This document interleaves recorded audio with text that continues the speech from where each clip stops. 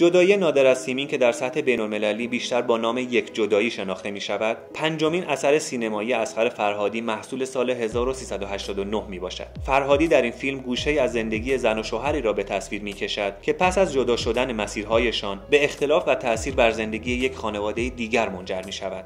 یک داستان فریبنده و هیچکاکی که سرنخ‌ها در تنگناهای داستان بافته شده‌اند که شاید بیننده قادر به درک آنها نشود و یک داستان برجسته فلسفی که هر یک از کاراکترهای فیلم در آن از لحاظ اخلاقی نقش منحصر به فرد ایفا می‌کنند. ساختار فیلمنامه جدایی نادر از سیمین نمونه‌ای موفق از تلفیق اصول کلاسیک و مدرن در مبانی داستان نویسی است. جدایی نادر از سیمین اصغر فرهادی را به عنوان یک چهره بین‌المللی و موفق مطرح نمود. جدایی نادر از سیمین به عنوان نماینده ایران در اسکار معرفی شد و در انتها نیز برای اولین بار بزرگترین دستاورد سینمایی ایران در جشنواره‌های خارجی را با دریافت جایزه اسکار بهترین فیلم غیر انگلیسی زبان رقم زد.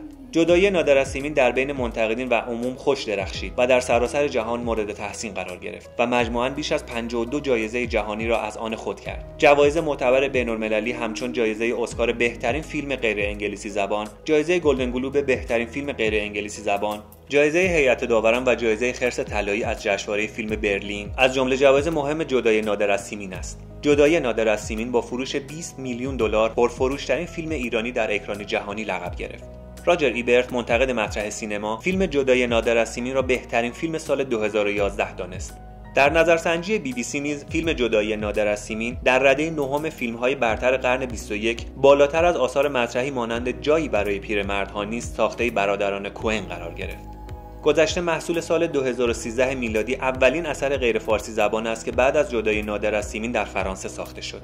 گذشته با بازی برنیس بژو در پاریس رقم خورد، فیلمی که یک درام پیچیده و در اغلب مواقع درخشان با اجراهای مهار شده و هوشمندانه است. گذشته نامزد دریافت نخل طلای جشنواره کن شد و در نهایت موفق به کسب نخل طلای بهترین بازیگر زن و جایزه کلیسای جهانی جشنواره فیلم کن گشت. فروشنده محصول سال 1394 هفتمین فیلم بلند اصغر فرهادی است. شهاب حسینی برای سومین بار و ترانه علی دوستی برای چهارمین بار با اصغر فرهادی به عنوان بازیگر همکاری کردند که هر دو در فروشنده به عنوان نقش‌های اصلی فیلم شناخته می‌شوند. اصغر فرهادی در جشنواره فیلم کن جایزه بهترین فیلمنامه و شهاب حسینی هم جایزه بهترین بازیگر مرد را کسب کردند. فروشنده در اسکار 2017 برنده جایزه بهترین فیلم غیر انگلیسی زبان شد. نقطه قوت اصلی فروشنده همانند آثار قبلی فرهادی، فیلمنامه دقیق و حساب شده آن است که به استاندارد مناسب سینمای درام رسیده است و محتوای آن نیز جلوه‌گری کرامت انسانی در مقابل رذالت بشری در جامعه است. فرهادی همچنین برنده جایزه ستلایت از طرف آکادمی بین‌المللی مطبوعات برای بهترین فیلم غیر انگلیسی زبان شد.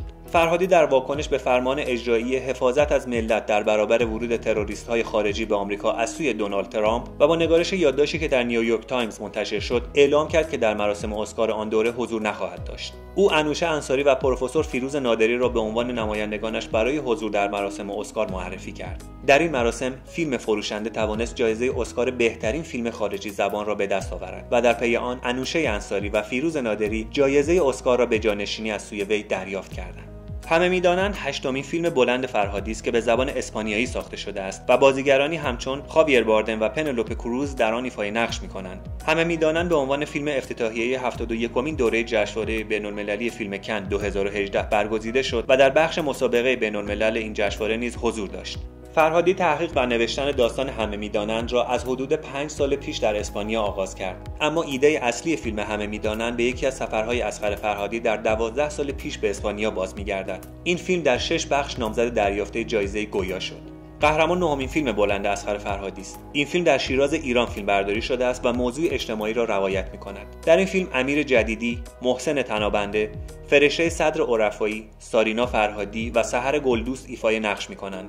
قهرمان در 29 مهر ماه 1400 به عنوان نماینده سینمای ایران برای رقابت در 94مین دوره جوایز اسکار معرفی شد. فیلم قهرمان برای نخستین بار در 13 ژوئیه 2021 در جشنواره فیلم کن به نمایش درآمد. این فیلم مشترکاً با فیلم کوپه شماره 6 ساخته یوهو کاسمانن موفق به کسب جایزه بزرگ هیئت داوران از جشنواره کن شد. از حواشی فیلم قهرمان میتوان به دعوای حقوقی با آزاده مسیحزاده، یکی از هنرجویان کارگاه فیلمسازی اصغر فرهادی در تهران، به دلیل سرقت ادبی از طرح فیلم مستند او با نام دو سر برد دو سر باخت از سوی فرهادی در فیلم قهرمان اشاره کرد. در یک نظرسنجی مجله تایم، اصغر فرهادی رتبه 4مین شخصیت تاثیرگذار در میان 100 شخصیت برتر سال 2012 را کسب کرد. همچنین فرهادی در سال 2012 در فهرست 100 متفکر جهان مجله خبری سیاسی اقتصادی فارن پالیسی قرار گرفت.